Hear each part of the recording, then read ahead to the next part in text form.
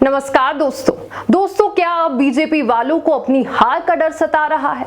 देखिए, हम ऐसा इसलिए बोल रहे हैं क्योंकि हमारे देश के प्रधानमंत्री साहब नरेंद्र मोदी जी भरे मन से ऐसे भाषण देते हैं जिसकी वजह से उनकी चारों तरफ आलोचना हो रही है। साथ ही उनका ये बयान ये भी दिखा रहा है कि उन्हें शायद हार का डर सता रहा है। चलिए पहले आप भी मोदी जी का ये बयान सुन लीजिए। इनको मनमोहन सिंह जी की सरकार ने कहा था कि संपत्ति पर पहला अधिकार मुसलमानों का है।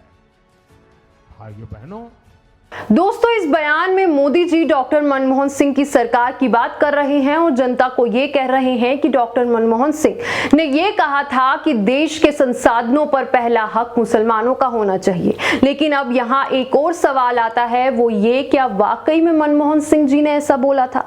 देखिए दोस्तों, इसका फैक्ट चेक किया है ललन टॉप ने और मनमोहन सिंह के उस बयान का वीडियो भी शेयर किया है जिसमें मनमोहन सिंह ऐसा बिल्कुल नहीं कहते हैं कि देश के संसाधनों पर पहला हक मुसलमानों होगा।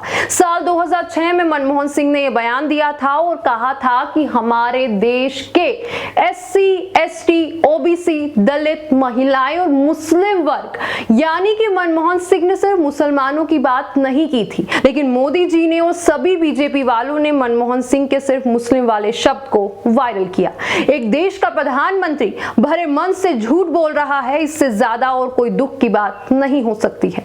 दोस्तों, मोदी जी यही नहीं रुके, उन्होंने इससे आगे और भी घटिया बयान दिया है। चलिए मोदी जी का ये वाला बयान भी पहले आप सुन लीजिए। उसका मंगलसूत्र वो एक सोने का कीमत का मुद्दा नहीं है, तुम उसे छीनने की बात कर रहे हो अपने मैनिफेस्टो में।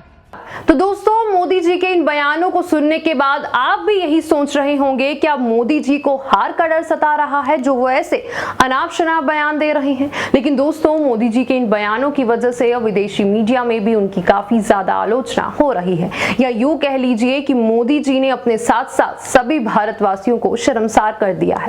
क्या एक प्रधानमंत्री को ऐसा बोलना शोभा देता है?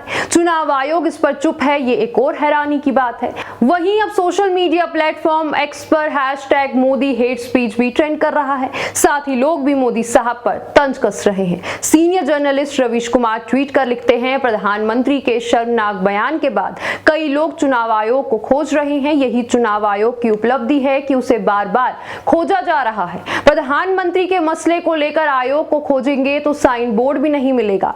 कब से मंदिर और राम के नाम पर वोट मांगा जा रहा है, क्या आयोग ने नहीं सुना होगा? डॉक्टर करुणा सागर नाम के यूजर लिखते हैं, ये हमारे महान देश भारत के प्रधानमंत्री के बोल हैं। नरेंद्र मोदी जी आज खुलेआम हेट स्पीच देकर देश में नफरत फैलाना चाहते हैं। प्रधानमंत्री जी को कम से कम अपने पद की गरिमा का ध्यान रखना चाहिए था। एक सभ्य समाज में ऐसे घटिया और घृणित वक्तव्य की जितनी भी निंदा की जाए कम है, बेहद शर्मनाक। शिव कुमार लिखते हैं, मनमोहन सिंह के 18 साल पुराने भाषण पर मोदी का झूठ हेट स्पीच पर चुनाव आयोग खामोश। बांसवाड़ा में एक जनसभा में मोदी ने मुस्लिमों पर निशाना साधते हुए कहा कि अगर विपक्षी गठबंधन सत्ता में आया तो जनता की मेहनत की कमाई को घुसपैठियों और ज्यादा बच्चे पैदा करने वालों को दे दिया जाएगा। दोस्तों, यहाँ आपको एक और बात बताते हैं जो बेहद ही मजेदार है, वो ये कि मोदी जी के इस बयान को गोदी पत्रकार सुधीर चौधरी ने भी गलत ठहराया है। अब आप इस बात का अंदाजा खुद ही लगा लीजिए कि मोदी जी के इस बयान को सुधीर चौधरी तक ने गलत कहा है तो ये बयान कितना गलत होगा। दोस्तों, एक प्रधानमंत्री को क्या ये सब बोलना चाहिए? ये आप हमें कमेंट कर जरूर बताना और इसी के साथ हमें भी दे दीजिए इजाजत। अगली बार फिर करते हैं आपसे मुलाकात किसी दूसरी खबर के साथ। तब तक के लिए आप खुश रहिए, मजे में रहिए और साथ ही अब जाते जाते वीडियो को लाइक और चैनल को सब्सक्राइब जरूर करके जाइएगा।